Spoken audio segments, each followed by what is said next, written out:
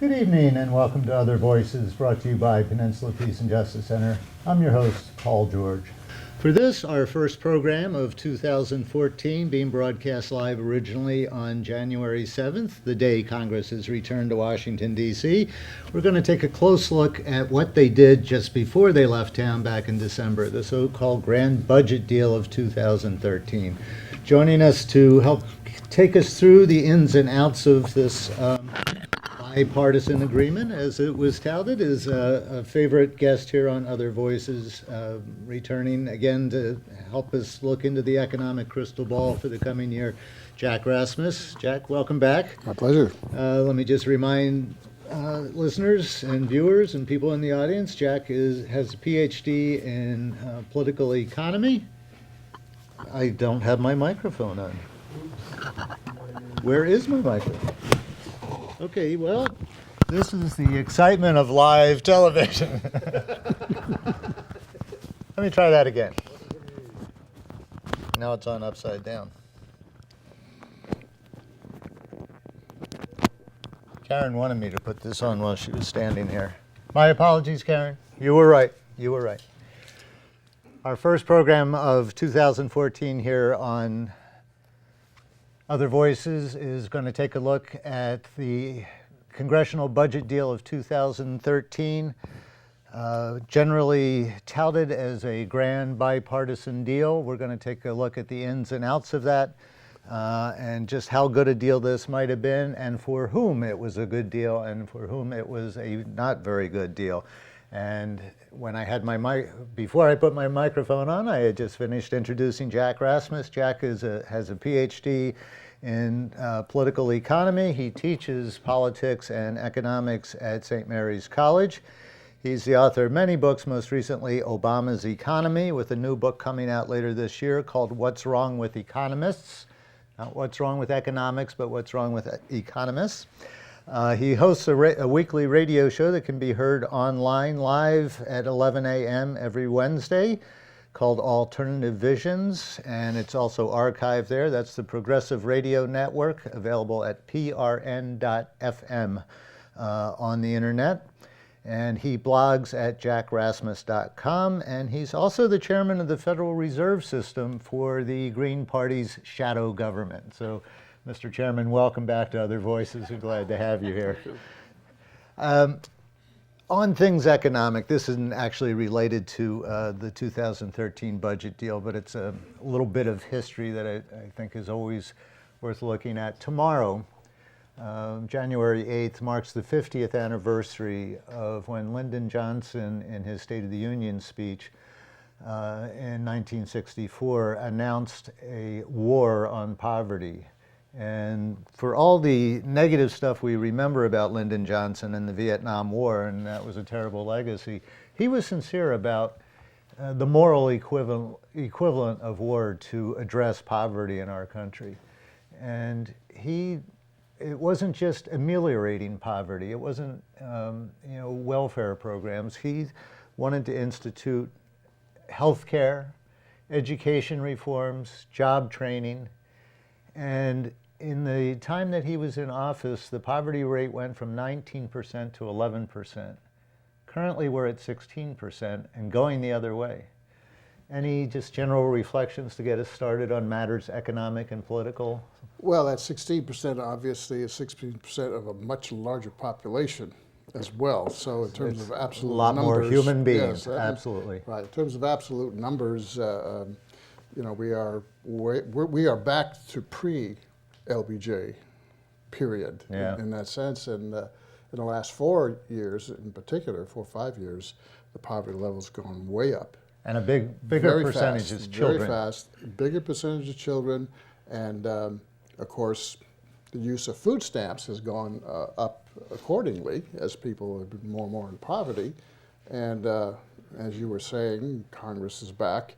And one of the big issues today, they, for example, refused to pass unemployment benefits for 1.3 million people, extended unemployment, which will be 4 million before the year's over. There's no chance that'll get through, even if it gets through the Senate, it'll get through the House. So we're going to have 4 million more people this year without any kind of income whatsoever. And food stamps will be the next chopping block, and we'll talk about that in relationship to both of those items, in relationship to this budget deal as well. They're a big part of it, yeah. So we haven't progressed very far economically. No, I would say we've regressed, particularly since 2010. It's been a step-by-step retreat in terms of average folks and what their standard of living is and what they get out of this deal called the recovery. And of course, the wealthiest 1% and banks and corporations and investors and people who play the stock market for a living, they've done extremely well. Stock market's booming. Well, it's at a record high. It's risen the Dow's 10,000 points up from its low in 2009, 10,000 points. Yeah. So a lot of income for a very small segment of the population. And the rest are either treading water or going backwards. Going backwards. All right, well, let's get into the budget deal, what it means immediately, and we'll extrapolate from there what we might be seeing in this coming session of Congress. So as I mentioned in the introduction, literally all the mainstream media were spinning this as a bipartisan deal. They finally ended the sequester, which was doing so much damage to our economy and to individuals. And you said in a piece that you wrote, none of these arguments spinning the budget deal are accurate. So let's go through and see what's in this budget deal and do it in kind of the two big chunks. The first big thing that really scared people about the sequester, supposedly especially Republicans, but I think a lot of Democrats were freaked out too, were the defense spending cuts, because everything was across the board, and that included the Pentagon and defense spending overall. So what happened with defense spending? Well, you got to put the whole deal in context a little bit of historical background. Okay. We have the first August 2011, they cut $1 trillion in spending programs only. No tax hikes, no defense cuts, $1 trillion, mostly education, transport, and so forth. Part of that August 2011 deal was another $1.2 trillion in spending only, no tax hikes, right, called the sequester. Half of the sequester was defense spending cuts, half of it was non-defense spending cuts. That was supposed to take effect January 1st of this year. So that would have been $2.2 trillion in spending only, no tax hikes. It was put aside temporarily to allow the fiscal cliff. Remember that one? Yeah. What was the fiscal cliff? Fiscal cliff was about extending $4 trillion over the next decade of the Bush tax cuts. $4 trillion. Actually, it would have been $4.6 trillion according to the Congressional Budget Office. They did a little bit of a token tax increase here and there on the wealthy, but let $4 trillion go through. All right? If they had allowed those $4.6 trillion in tax cuts simply to expire, we would have no issue. There would have been no need to cut $2.2 trillion. Anything. Yeah. No need to cut anything. Okay, but they let it go through, and they suspended for 2 months the sequester. So the sequester, the $1.2 trillion, half defense, half not defense, started going into effect March 1st of this year. However, the defense side did not go into effect. Contrary to what was said, Obama found, little stashes here and there in Congress, and they continued the defense spending cuts that would have occurred this year in 2013, which were relatively minor, but they would have started. They put them aside. And in fact, way back in March, both Republicans and Democrats had proposed budgets for 2014, neither of which had any cuts in defense. So they knew they were going to save defense from any cuts. Okay, so we come to this fall, and it's all on the table again because October 1st is the new budget date that it starts.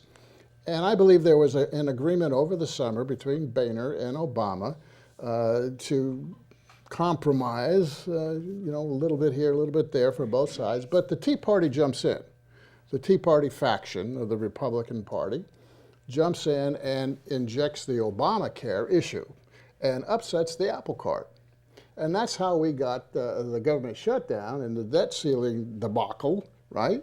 They wanted to grandstand for themselves, I believe, the Tea Party, in anticipation of next year's elections, because they're going after deepening their hold in the Republican Party by knocking off liberal Republicans.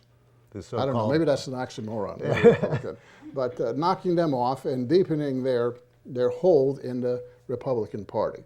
Of course, we know the outcome of that was, okay, let's go back to work. The agreement was when they came to the edge of the cliff and the government shutdown ended, they agreed to fund the government and pay the government, pay its debts, the debt ceiling deal. But part of that was by the end of last year, the two parties would get together and see what they could do in terms of a compromise. That was Ryan in the House, Republican, Right. and Murray in the Senate, Democrat. Patty Murray. And they came up in December with the budget deal, the bipartisan budget deal, right? Okay, so the budget deal was only $63 billion. That was the big deal. Well, it wasn't much of a big deal. It was a very, very small deal.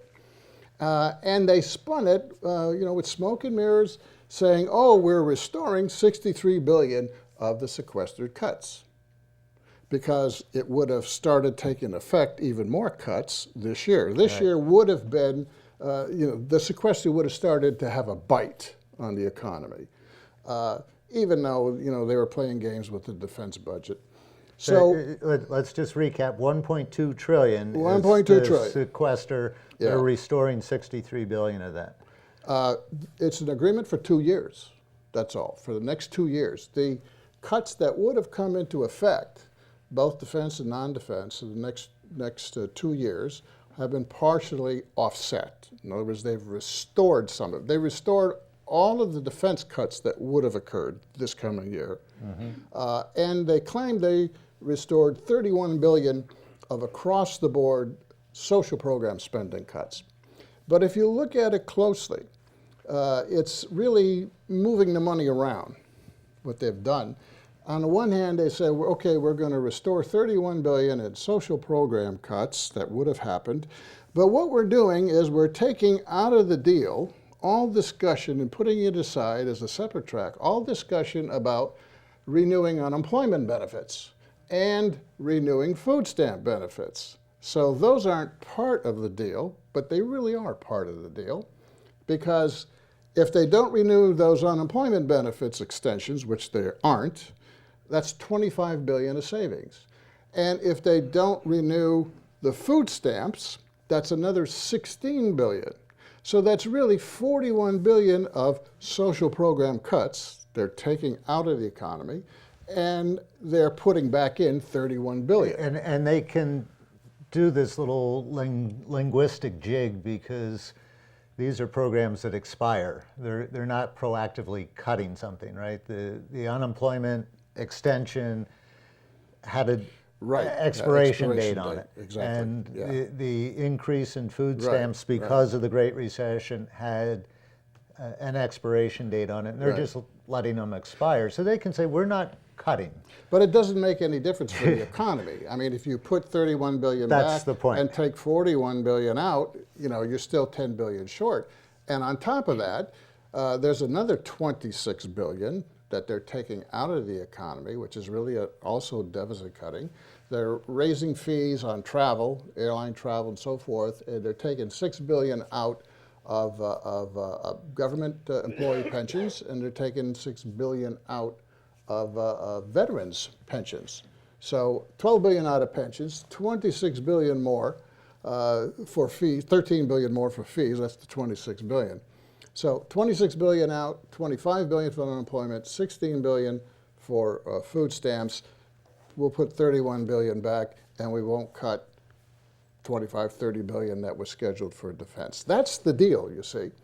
And they say, well, we can't get a grand bargain, but I believe this is all part of a grand bargain by steps, by phases. If you look at the $1 trillion in 2011, and then the sequester, right, that began in earlier this year, and now the deal for the next 2 years, And they're going light on the deficit cutting this year because it's an election year.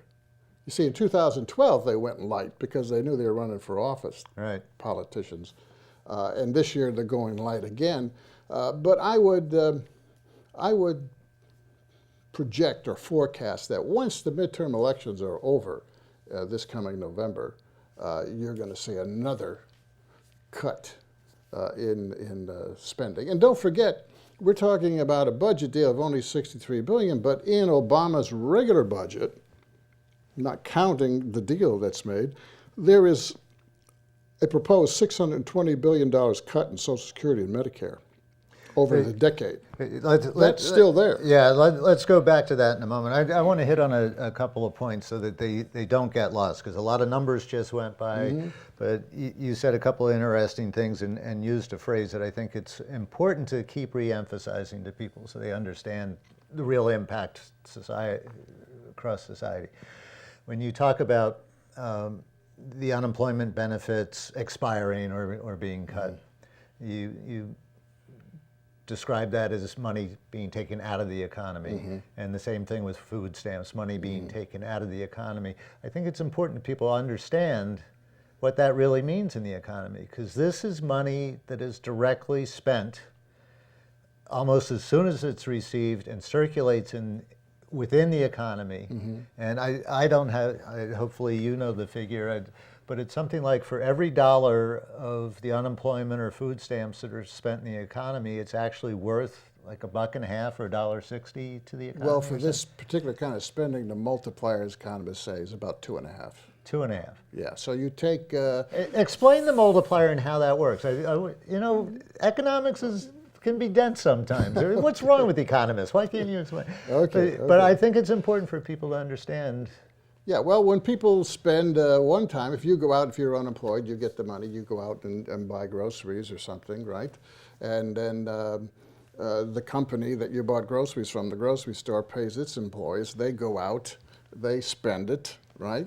Or maybe you're a student and you pay your tuition fees, and the college says, well, we got to repave our parking lot here, so they get Luigi's paving company to come in, and Luigi paves it, but Luigi goes out and spends it for his family or whatever. So you could do these quantitative estimates, and for different kinds of spending, there's different kinds of multipliers, and the basic rule is people, the lower your income is, the more you'll spend all of it. Right. But if the money goes to the very top folks, very rich folks, they'll maybe spend a third of it. Yeah, there's only so much you can spend at the grocery store in a given week, even if you're shopping at Draeger's. Well, they don't worry about groceries. They worry about, should I put my money in the Bahamas or in the Cayman Islands, you say. But see, that's the point I wanted to be sure that we get across, is that when Congress is talking about ending the unemployment benefit extension, that they're not talking about just hurting the 1.4 million who are currently unemployed, drawing these benefits. They're hurting people in all those communities who benefit from those dollars circulating in those communities. And if they cut the food stamp extension or let it expire, they're not just hurting the recipients of food stamps, they're hurting people who are working in those communities. And a lot of small businesses that depend on them as well. Sure. Absolutely. Thank you for that's letting me... the multiplier lesson. Yeah, the multiplier. By the way, one of my critiques of the Obama administration has been that since 2009, they've overestimated the multipliers, and in terms of how many jobs they would create. If you remember, you go back to 2009 when we had the first stimulus program. Right.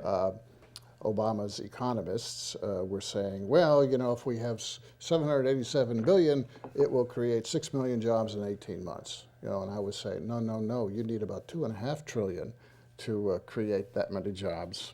And of course, we ended up losing another 1.5 million jobs in the next 18 months. Yeah, I almost think they probably had to oversell it to get any kind of stimulus, and they didn't get nearly as much as they wanted, and not nearly as much as was really needed. They didn't really want that much. I mean, there was a very interesting article about a year ago in, I think it was Vanity Fair, in which the writer looked at some of the conversations between Larry Summers, who was the #1 advisor at the time for Obama, and Summers was telling Obama that no, we can't spend more than $787 billion. We don't want more. Congress was willing to spend even more, but Obama and Summers said, oh, well, that's all we're going to do. They totally underestimated how bad the situation was. That's clear. Everybody did. I want to pick up on one other thing that you started getting to. And it's a main point of the recent paper that you put out as the shadow cabinet chairman of the Federal Reserve. When the Republicans took over the House in 2010, they came in yelling austerity. We've got to cut the government deficit. That's all they were seeing, which was absolutely the wrong thing for the economy at the time. But it's your proposal and thesis that despite everything that's gone on, we've gotten the Republican austerity since 2010. Yes, we have what I call austerity American style, to distinguish it from the European austerity, which was even more severe than the austerity here. We had a mild stimulus for the first 18 months, and that dissipated. And ever since then, since 2011, it's been this step-by-step piecemeal partial deficit cutting, taking back, and then some, what mild, inadequate, moderate stimulus we had in the first 18 months. So we've gone backwards, but at least we had a little bit of a stimulus in 2009. In my book, Obama's Economy, Recovery for the Few, I argue that it was not only insufficient in terms of magnitude, but too much of that stimulus was earmarked for corporate tax cuts. And corporations just sat on those tax cuts, hoarded them. The idea being that they would hire with it and invest. Yeah, no, they sat on them. Fortune 500 corporations today in the United States are sitting on a cash hoard of over $2 trillion. So given that more tax cuts, you got to answer, well, they're sitting on $2 trillion and haven't spent it. Why do we have to give them more? And you will see that debate because both Obama and Republicans are in agreement. They want to cut the corporate tax rate from 35 to 28%. You'll see discussions about that throughout the year, and I think they'll wait until right after the elections to move on it. But that's the next big fiscal effort here, corporate tax cuts. Yeah. All right, let's take a look around the audience and see if there's any questions here. You're always a part of the conversation here on Other Voices. Any questions about not only the budget deal, but the economy in general? And just wait for Crystal to arrive with the microphone. If you could stand up, it makes it a lot easier on our camera people. Yes. The business press, I've noticed, increasingly has headlines, big headlines about the economy really improving Again. And but they seem to be even stronger. They're waxing poetic how good things are going. Mm-hmm. And I wondered if you could comment about why business press and business spokespeople and their people reflect them on the national media, why they're getting almost ecstatic sometimes about it's really going good, and yet we have all these unemployed people and these cuts. In San Francisco, I see in the Mission, they're throwing people out, because rents are going through the roof. Mm-hmm. So a lot of it looks like two Americas here again, in Michael Harrington's old book. We got two Americas. One part, America, is doing quite well, apparently, and in another part, America is not doing so well. Well, the first thing I would say in terms of what's the basis for the claims that we're doing so well? It looks like this time we really turned the corner, we're really light at the end of the tunnel, and this time we're really going to have a takeoff. Now we've heard that several years in a row. But the support for that argument is looking at the economic growth rate in the third quarter, and we don't know what the fourth quarter is going to be yet, but it looked pretty good, 3.6, 4.1, they adjusted it up. But if you get below the surface and look at the third quarter, which is what we have now to look at, of the economy, of GDP, you see that most of it was inventory buildup by business in anticipation that consumer spending would take off. Now, I would say in the fourth quarter, you're going to find that consumer spending is not taking off. And that may lead to a big readjustment in inventory buildup this quarter here, the first quarter of 2014. For example, we've had the worst Thanksgiving sales in 7 years. Okay, Cyber Monday, when you do all the, the online stuff, it's at a level of 2008. Now, we don't have all the data from the holiday sales yet, but it looks like it's not going to be all that hot, even though businesses have engaged in very significant discounting to sell, especially auto companies and car companies and so forth. So we don't know. We're going to see. But most of the buildup is really inventory buildup in the third quarter, and also something that I've been pointing out for quite some time, and that is this summer the U.S. government revised its definition of what business investment was, and reached back and changed all the numbers, reaching back and going forward to make business contribution to economic growth look bigger than it actually is. I won't go into details of that except to say that that redefinition pretty much says that business expenses can be counted as business investment. In other words, spending money, business on research and development and so on and so forth is now considered investment.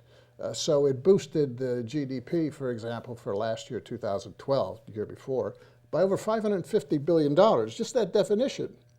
And I think that's being reflected in the numbers. Does that mean, we keep books at the Peace and Justice Center. Does that mean business spending, if they go out and buy a new photocopier, that's a business investment rather than? Well, that's always been a business investment, but if you because it's equipment. If you hired someone to investigate which business copier to buy, and you paid him, that wouldn't be an expense. That would be an investment. You see, so. There's a lot of definitional game manipulation going on, but that's not new. That's been going on for a long time. Yeah, I imagine so. Sorry for the long-winded explanation, but bottom line, I think we've been bouncing up and down a lot for 4 years, and but it's not sustainable. You see, it doesn't sustain it. It doesn't continue to grow. It takes off, and then it's what I call an epic recession, where you have a slow recoveries about half or less the historic average, and they're short, shallow recoveries, and they relapse and they take off, bouncing along the bottom. And I think until I see something more sustainable, I'm pretty much in the camp that says we're going to continue to bounce along the bottom. Any other questions in the audience right now? Okay, let's go there, right behind you. And if you would stand up. And keep the microphone right there. Excellent.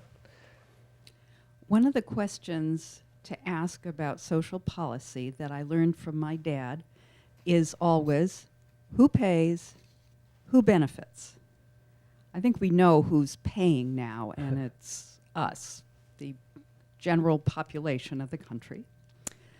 Who is benefiting by this withdrawal of so much money from circulation in the economy?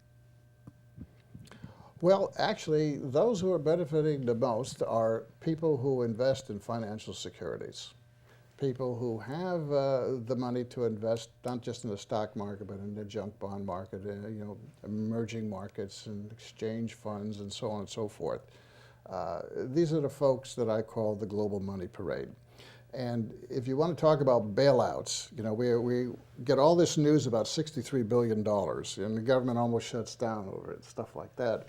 But the real bailout, there's been no, the bailout of the banks. Yeah. We're talking about somewhere between 14 and 20 trillion dollars. Trillion dollars has been spent by the Federal Reserve to bail out the banks. In other words, that much money has been pumped into the banking system. It hasn't resulted in real investment and real jobs here in the U.S. because it's gone offshore to emerging markets, and most of it's gone into financial securities. The stock, why do you think the stock market is at 16,000? Because this money is pumping up the price and the purchases, and the same with the junk bond, and the same with all these other financial markets. Right. So that's where it's all gone, including $4 trillion now, and $75 billion a month, continuing in what's called the Federal Reserve's QE, quantitative easing program. Now, this is a program, in addition to the other bailout of the bank measures, where the Federal Reserve prints money, prints it, doesn't get it from the taxpayer, prints it. I mean, look in your wallet, what does it say? It says Federal Reserve note, right? So it prints it, and it's been going out for 4.5 years now, the Fed, and buying up the bad assets, the bad mortgage subprime bonds and so forth of rich investors and their institutions like hedge funds, private equity firms, and so forth. In other words, they are buying at subsidized prices, buying up these bad assets that these investors have held with printed money. That's the bailout, you see. That's the real bailout. That's the $15 trillion minimum bailout. And all the rest of this other stuff we've been talking about with deficits and deficit cutting, that's small change to the real bailout that really happened. You can imagine if instead of spending $4 trillion in buying up the bad assets of the wealthy, and we don't know what the Fed was paying for those. The Fed was probably paying more than their market value because the Fed won't report those details, you see. So you can imagine $4 trillion if we had used that to create jobs in this country, directly create jobs in this country, where we would be today. We wouldn't be talking about, cutting unemployment benefits because we wouldn't have to. People would have jobs. We wouldn't have to talk about poverty and increasing and food stamps being cut because people would have employment, and hopefully the jobs would be better because most of the jobs being created now are part-time, temp, low-pay jobs anyway. Okay, and there's another question down front here. Mike is coming. If I may paraphrase, a couple of moments ago, you alluded to the similarity of the Republicans and President Obama more or less being on the same page about the economy. A book I read recently, I forget the author, but it was called The Servant Economy, which was very blatant in its opinion that the Democrat leadership and the Republicans are deliberately shifting the wealth of this nation from working class and poor people up to the 1%.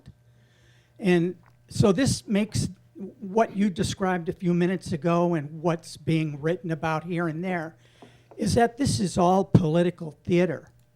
The president and the Republicans and Democrat leadership are working hand in hand to impoverish us. Is it more beneficial, in your opinion, to expose the president and the Democrat and the Republican collusion? Or is it more appropriate to talk about this as political theater? Well, I don't think it's political theater because it's not fiction. It's fact, what's going on. And when I said both are in the same camp, I specifically meant on the corporate tax cut, from 35 to 28%. They're both on record for this. They both said it during campaigns and so forth, and et cetera. Obama would like to close some loopholes in exchange for that. Republicans are saying, we'll take the tax cut, but we don't want to change the loopholes either. Right? Collusion, I don't think this is a conspiracy, where they're actually figuring this all out beforehand and then they're sort of implementing it, in a coordinated fashion. I think, the Democrats would like to go back to the old days, the 60s and 70s, and be able to create economic growth, provide incentives to businesses and so forth, and at the same time to be able to be fair and give some of it, in Medicare and poverty programs and so forth to the rest of us. But those days are long gone after Ronald Reagan. You see, we're in a different world. This isn't the Democratic Party that you and I grew up with, in the 60s and 70s, who were willing to sort of balance The war on poverty, the war on poverty, Democratic Party. Medicare, and Social Security improvements and so forth. I mean, what you've got now is a Democratic Party, I believe, that since the late 80s has been pretty much captured by the same corporate interest. The corporate wing in the Democratic Party is really running the show. And there are some good people in the Democratic Party, marginalized, the Progressive Caucus in the Democratic Party. A lot of good people think that you can get things done there. But there are smaller voice with less and less influence. And when you really speak out like Dennis Kucinich, they drive you out, you see. That's why I'm in neither party. They didn't drive Dennis out, they just took his district just- away. They didn't say you couldn't drive, Dennis, but you could no longer own a car. That's right. Okay. So it's a little more it's not theater, it's not conspiracy. And I think a lot of Democrats are frustrated, but they end up having to go along with it because this is the way it's all set up now. The country and the political system has changed, and the economy is a reflection of that. And you add in the influence of corporate and the 1% campaign spending.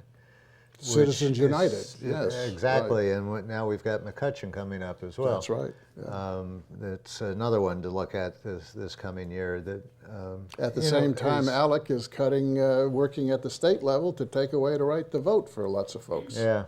So it's the right hand and the left hand are working together. There's huge money, and democracy is in it's danger. There is a reason people end up voting against their own economic self-interest, which is what a lot of people are doing when they're voting for some of these people they're electing. Well, they watch TV and the advertising that they see is paid for by Wall Street, and they believe it. And they go out and vote against their own self-interest, and there's no one or no viable method to educate them otherwise. Or they think when elections come around one more time, they're saying the right things. Let's give them one more chance. That's right. You see, in the last couple of months, Yeah. they're saying the right things. Let's take a little look ahead. This is the first program. It is January of the new year, and this is our first program of the new year. And we started off the program, even though I didn't have my microphone on, by noting that Congress has just come back. You had mentioned in your earlier remarks that you don't think Social Security and Medicare cuts are off the table. I agree that there will always be an effort, probably not in an election year, but what's your thinking along those lines? Well, I think two things. One, after the elections, both parties are in agreement, including Obama, to reduce the cost of living adjustment for Social Security, the COLA. I think he's already endorsed the Many times. He's on the record. So, chain CPI, as they Yes, mysteriously call it, exactly. so that nobody knows what they're and of talking course, about. Ryan and the Republicans love that idea. They like to cut Social Security. How much does that mean in real dollars to the average retiree? Probably estimates vary, but estimates are about $2,000 Per year? No, not per year. On average, that's probably a couple hundred per year. So about $2,000 per person, and there's like 48 million people. Yeah, and we got to remember, Social Social Security isn't delivering a huge income to anybody. No, its average payment is about $1,100 a month. If you want to try living on $1,100 a month, Yeah. good luck. So under the current formula, the cost of living increase for 1 year might be take that $1,100 a month and make it $1,120, and they're going to make it $1,110. Something like that. Something like yeah. that. Right. At the same time, they're probably going to slowly raise your contribution for Part B medical. Right now for Medicare, you pay about $115 a month, right? If you want Part B, the doctors, physicians, that's drifting up. So, you know, they're moving the money around again, right? Yeah. Taking it here, raising it here, when they should be expanding it, I believe. Yeah. You know, there's no reason why Social Security shouldn't be expanded. It can easily be expanded.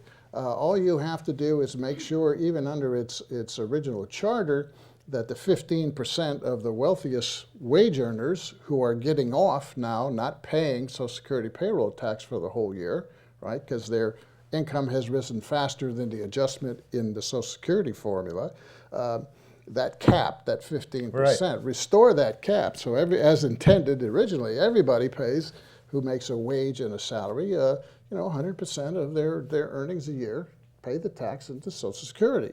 That would eliminate any argument, any need for any adjustment to Social Security based on baby boomers coming into, you know, next 10 years for another 75 years. And then if you simply amended it further and said that, look, you know, why are we only having a payroll tax on wages and salaries, earned income? Shouldn't everybody's income, even the people who sit home and clip coupons, you know, and look at their interest payments, shouldn't they pay the equivalent? If you did that, you would have enough income essentially to fund single-payer Medicare for all. Right.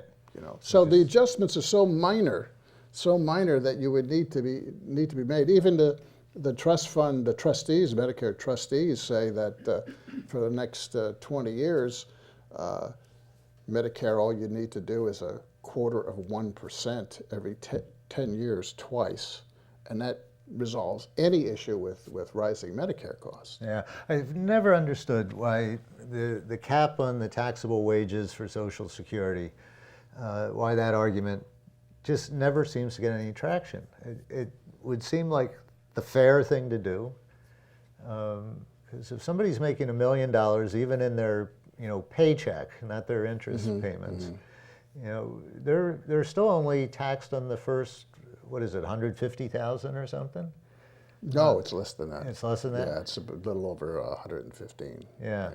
115,000. Yeah. I'd love to make 115,000 and stop seeing that that percentage come out. But so some people are, instead of paying the 6-point-something% for Social Security, they're paying a fraction of a percent of their income for Social Security, while others are paying 6.5% or whatever it is. Yes, if you're making less than 115,000 a year, you will pay the payroll tax all year long. Yeah. But if you're making double that, come June, you get a 6.2% raise. Yeah. In your paycheck. Yeah. Right. That's probably why it hasn't gotten any traction. Any other questions in the audience right now? Okay, over there. And Crystal over there. While the microphone's making its way over there, a question for Silicon Valley here is housing bubbles. Are we seeing a new housing bubble? We certainly are in Palo Alto and Los Altos and this area, and they are in San Francisco with the tech industry moving in there. Is this another serious bubble a la 2007, 2008? I would say a la 2007.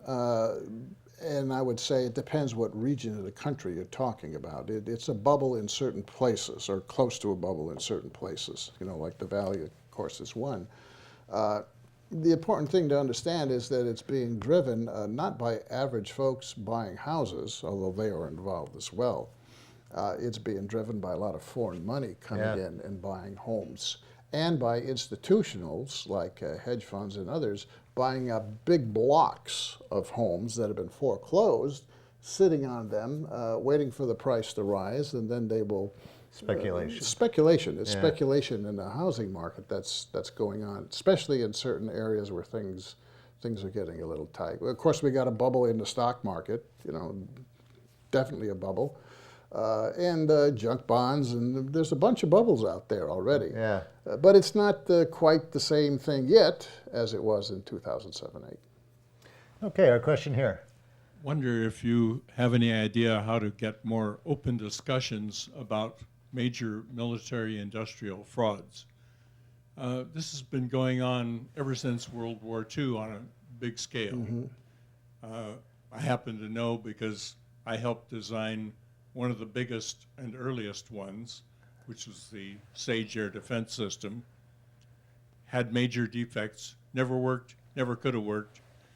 Its defects were kept classified so that the public didn't find out. It was kept going for 25 years for the immense profit of a number of corporations. Didn't wrap it up until 1983. Huh.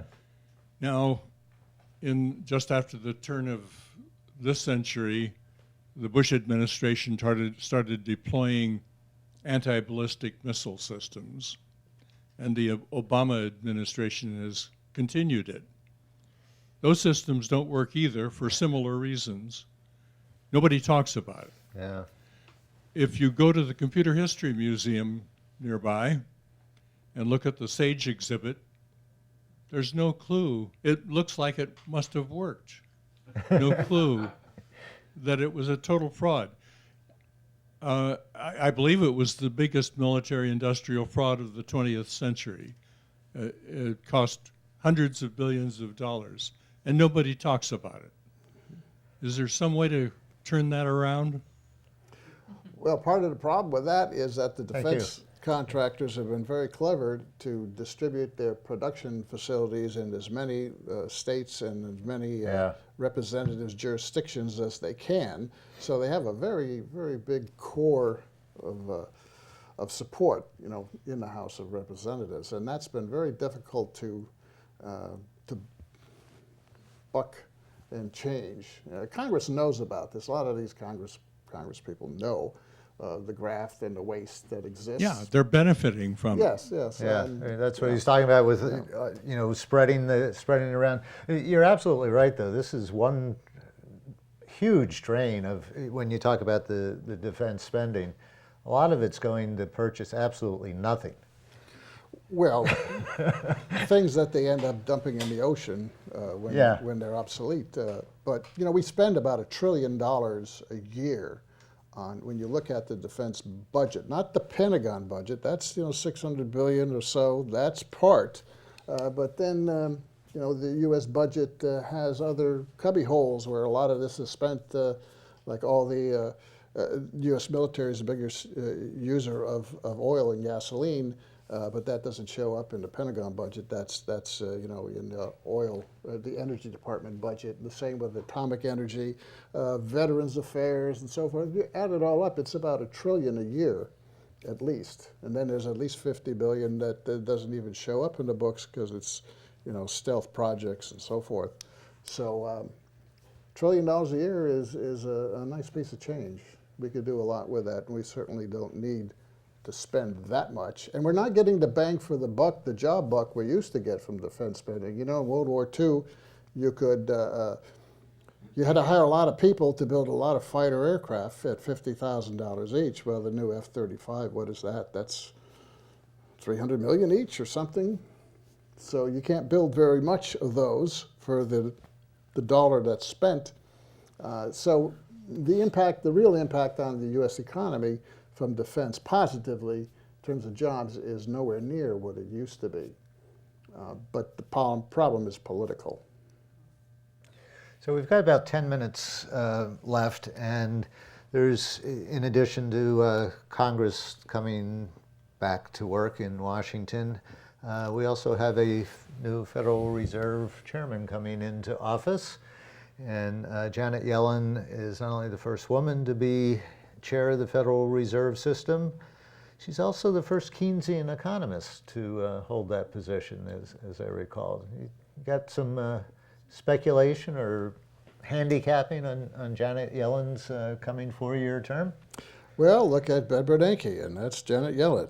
I mean, there's not going to be any change. You don't think so? Yeah, Janet Yellen will continue the QE, quantitative easing, $75 billion a month, printed money, going into wealthy investors, buying up their bad bonds, which they then send overseas or they speculate with. Doesn't add much to the economy. But more important than... I thought there's been some hinting that they're going to slowly back off on they that. backed off of $10 billion, a token. It was $85 billion a month. Now it's $75 billion.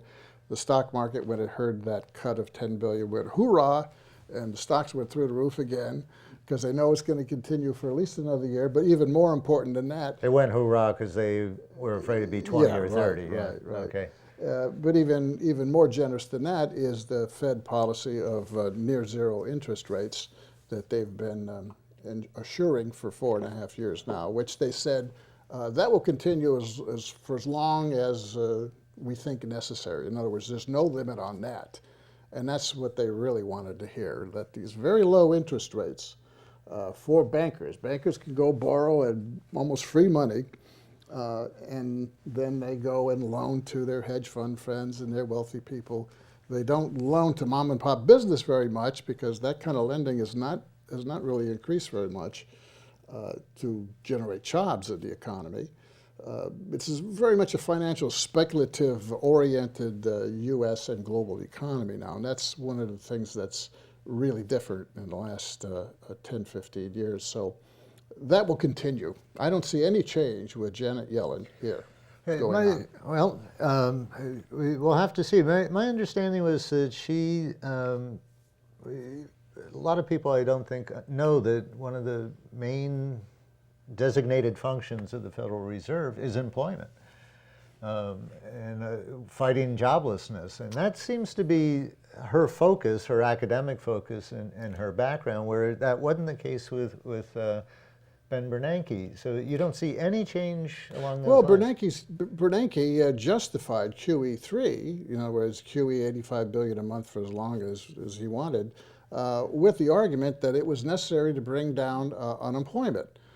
So he believes that pumping money into speculators will boost the real economy. I don't think it has little effect. Maybe on local construction company and local housing markets, but they're not getting the in this quantitative global easing. environment. Fed policy really does not have much of a stimulative effect anymore on real growth in the United States. It has some, but it's been significantly reduced. So I don't think Janet Yellen is any different in that regard than Bernanke. I think they both justify their action by saying we need it for producing employment. But most liberal economists, of which I'm not, believe that that's what low interest rates do. Paul Krugman and others believe keep it low, keep the money flowing there, keep interest rates zero. And while it stimulates the financial side of the economy, it also means 50 to 75 million retirees or people about to retire aren't earning any income because rates are so low. Yeah. So that has a negative impact on consumption, significant negative impact. So I think the negative impact of low interest rates is greater than the positive impact on the real economy. And if you look at the last 4 years, nearly $20 trillion pumped in to the economy. What did we get for it? I mean, look at the track record. Yeah. That's the best argument. Okay, there's about 5 minutes left. One last question here in the audience. Yes, you were saying that the Hold the mic close. the quantitative easing program is being used to put money back into the banks and other speculative financial groups. Do you think that that money is being used?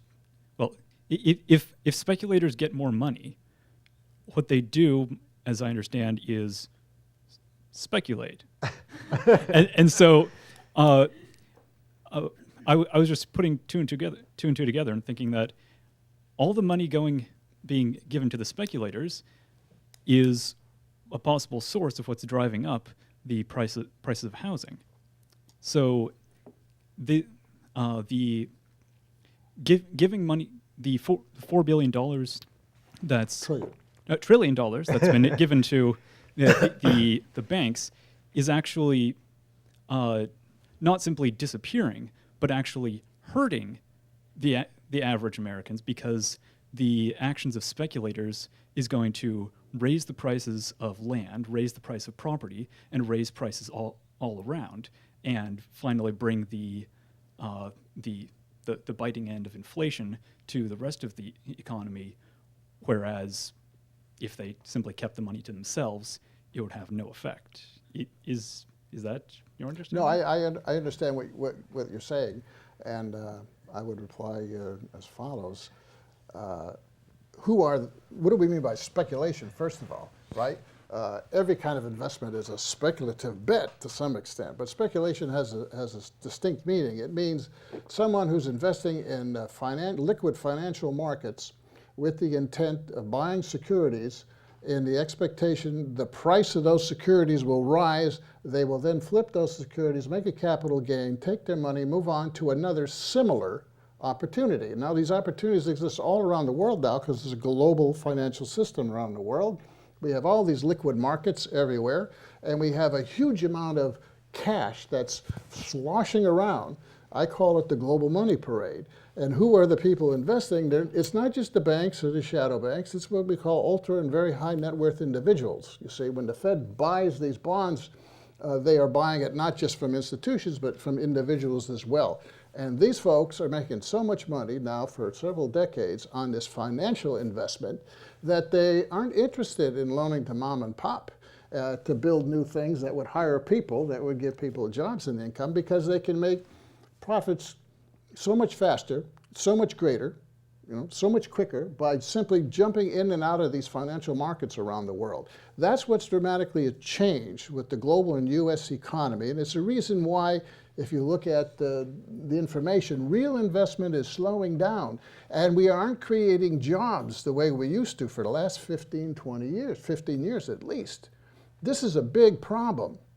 Very clearly, real investment in things that create jobs and create income is declining. At the same time, all this huge investment is going into these financial markets around the world, causing asset inflation, and not really benefiting the rest of the world or the rest of society. Now, Keynesians, right? And you're going to have to sum this up in 30 seconds. Okay, Keynesians don't understand this because there aren't any real Keynesians anymore. There are what I call hybrid Keynesians, and Krugman and all these guys are examples of that. If you go back to Keynes, and we won't get into that, We don't have time. he kind of said what I just told you. Okay. Okay. You've been listening to Jack Rasmus, political economist. You can find his blog at jackrasmus.com. We've been talking about the budget misdeal of 2013. We'll have you back and see how much more can go wrong this year. You've been you've been watching Other Voices, brought to you by Peninsula Peace and Justice Center. We're here live on the first Tuesday of every month. Not sure who the next guest is going to be, but I can guarantee you I will be wearing my microphone at the beginning of the program. Jack Rasmus, thanks for joining us. Thank you all for coming.